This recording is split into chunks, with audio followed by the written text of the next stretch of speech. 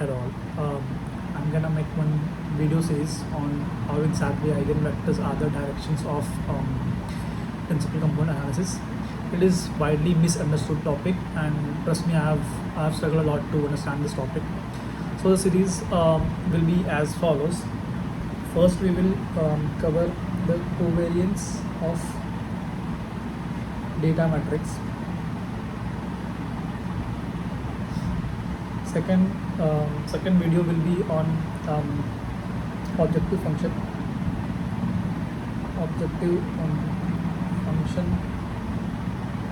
for optimization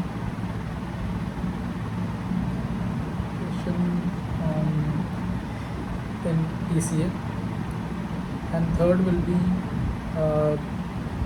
bridge between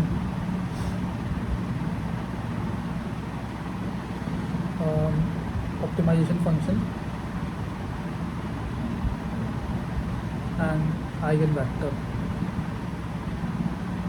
Right. So in this video, I will mainly cover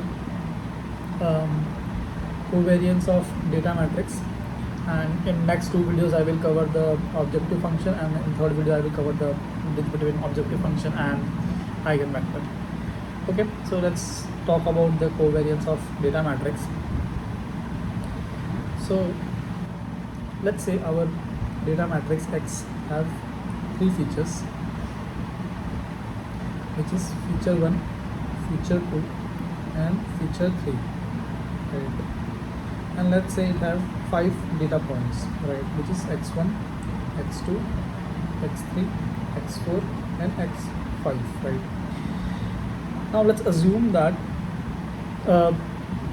the value of feature 1 in data point 1 is x11, right? The value of feature 1 in data point 2 is x21, and so on and so forth, right? So this will be x31, this will be x41, this will be x51, this will be x2, sorry, my bad. This will be x12, this will be x22, this will be x32, x42, x52, this will be x13, x23, x33, x43, and this will be x53, right?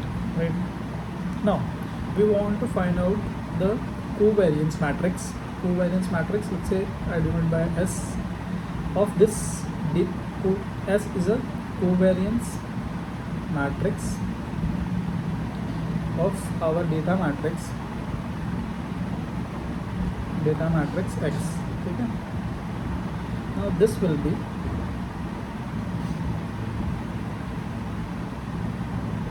feature 1, feature 2, feature 3, feature 1, feature 2, feature 3.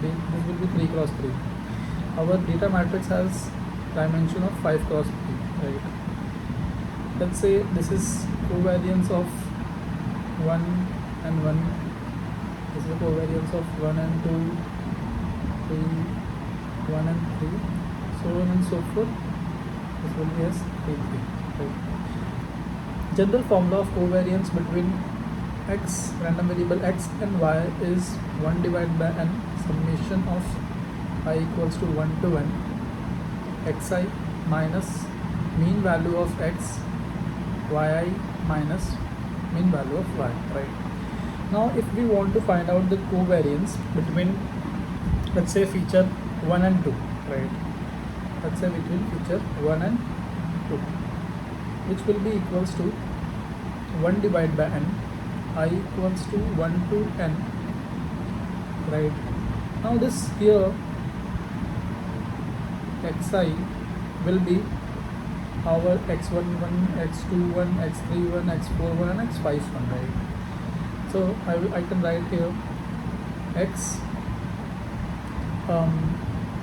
for the ith point in first feature, right? The value, this is what this indicates. It indicates the value of feature 1, in the ith point, data point, right?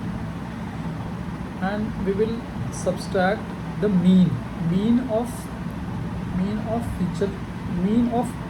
feature values in all data points. So I will take the mean of all this, right?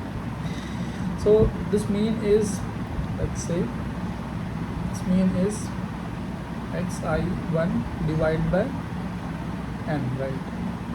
Now for feature 2 this will be my data, this will be my values, right? So it will be xi2 minus summation of xi2 divided by n, right? Now let's assume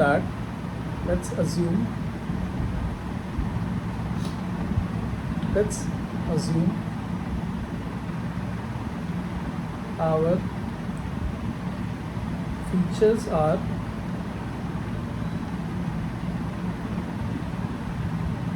column standardized, right? And why I'm assuming that our columns are standardized, I will explain this in more detail while I will explain the objective function for the principal component analysis, right? It's very important assumptions which we do while deriving the principal component analysis objective function. So let's just trust me on this. I will explain it later on in the next video series. So if we have this column standardized, in what is meaning of column standardized? If this is column standardized, that means our mean of all the features. So when I say it's a column standardized, that means mean value of all the features will be equal to 0, and second will be the standard deviation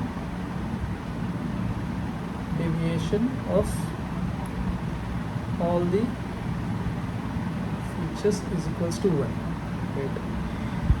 If I have assumed this, that my columns are standardized, in that case my the mean value of all the features is equal to 0, right? So this value and this value will become 0, right? This value and this will become 0. So our covariance of f1 between f1 and f2 will become 1 divided by n summation of I equals to 1 to n xi1 into xi2. Now if we look very closely, what is this? This is a pairwise multiplication. This is a pairwise multiplication of each data points, right? And this summation indicates that after pairwise multiplication of these data points, we are doing the sum, right? So this is pairwise multiplication, and this is a pairwise multiplication. After multiplication, we are doing the sum, right? So in other words, we can write not in other words, if I have to find the covariance of x, then I can simply write it will be 1 divided by n x transpose of x, right? Because if you see here, this is nothing but a dot product between feature 1 and feature 2. So for any two feature, if I want to find out the covariance, that will be dot product between this vector and this vector, right? So for all the combination, it will be the multiplication multiplication between this matrix and transpose of this matrix, right? Which we can write like this, right? But this is true. This will be true. This is true only when our features are column standardized. Please remember this formula of covariance. We will use this in our future videos. Okay, bye.